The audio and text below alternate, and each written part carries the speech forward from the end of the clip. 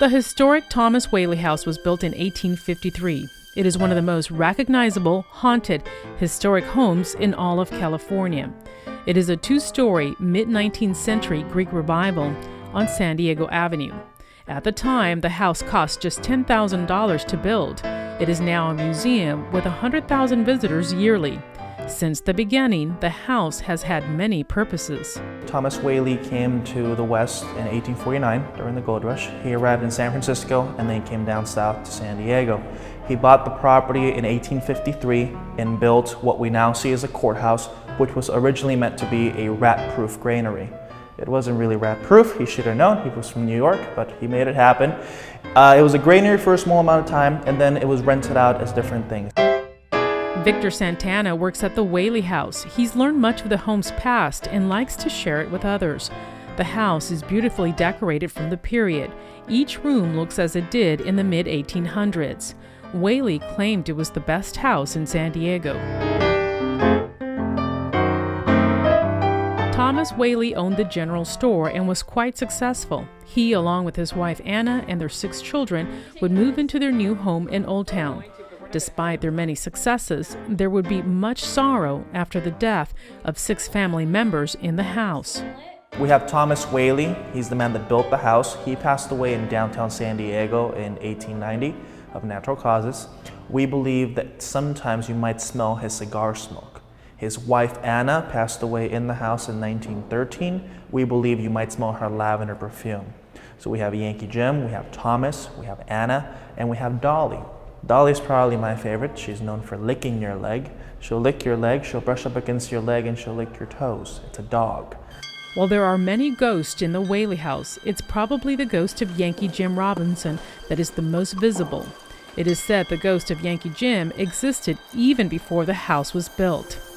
There's a lot of stories about the house being haunted. One of the main stories that we hear is the story of Yankee Jim Robinson. Before the house was built in 1852, on this site they had the gallows, and they tell the story of Yankee Jim, a man who was executed on the property for stealing a rowboat. Now back then, the average height for men was about 5'3", 5'5". Yankee Jim was 6'4".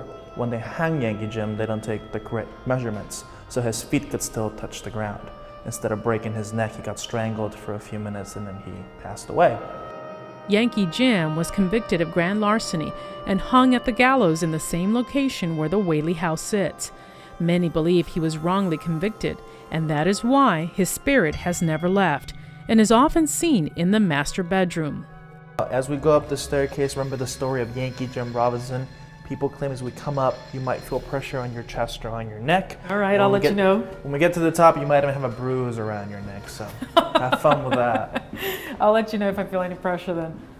Neither Victor or I felt any pressure as we walked up the stairs, but Victor was quite close to having an encounter with Thomas Whaley. Victor was closing the museum one night. So Mr. Whaley was down looking at the people on the first floor. Mm-hmm. And we were closed by then, so. Guests were the ones that reported seeing Yankee Jim Robinson in the master bedroom. There are more ghosts, including one of the Whaley daughters. Some claim that Violet Whaley is one of the ghosts in the house. The family had 6 kids, 3 boys and 3 girls. Violet Whaley, one of the daughters, committed suicide in 1885 after a bad marriage. She went outside with her dad's gun, went into the outhouse, and she shot herself in the chest close to the heart. She was alive when they found her. She was brought into the house, and she passed away downstairs in the guest bedroom. Many believe that she haunts that room as well. On many occasions, visitors and staff say they've seen a ghost or felt some type of paranormal activity inside the home. Victor and I continue to look for ghosts in the house. This was San Diego's very first commercial theater. It was here in 1868 for about 5 months. Originally, they believed that it sat close to 150 people at that time. Again, people were smaller back then.